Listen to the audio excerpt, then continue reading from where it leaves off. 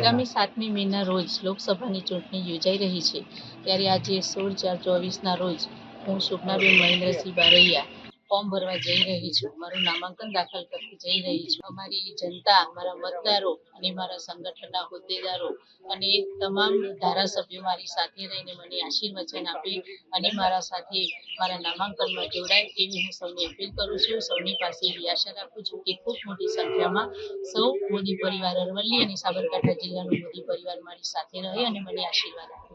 આજે હું ઘરેથી નીકળી ત્યારે મારા કુળદેવી માં આશાપુરા માતાના તથા વડીલોના અને ભૂદેવોના આશીર્વાદ લઈને આજે શામળિયા ભગવાનના દર્શન કરીને હું એમના આશીર્વાદ લઈને મારું નામાંકન દાખલ કરવા જઈ રહી છું. વિજયનો વિશ્વાસ 100% છે.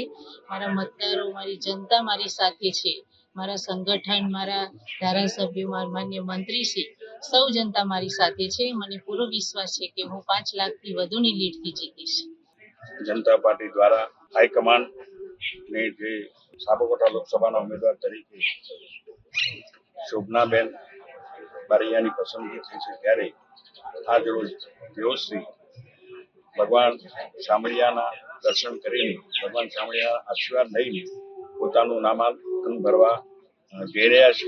અમે બધા સૌ એમની સાથે છીએ અને આ વખતે અમારા CR પાટીલજી અમને લક્ષ્યાંક આપ્યું છે પાર્ટી પ્રમુખ કે 5 લાખની લીડથી આ સીટ જીતવાની છે. તો મને પૂરો વિશ્વાસ છે કે 5 લાખથી ઉપરની લીડથી અમે જીતીશું.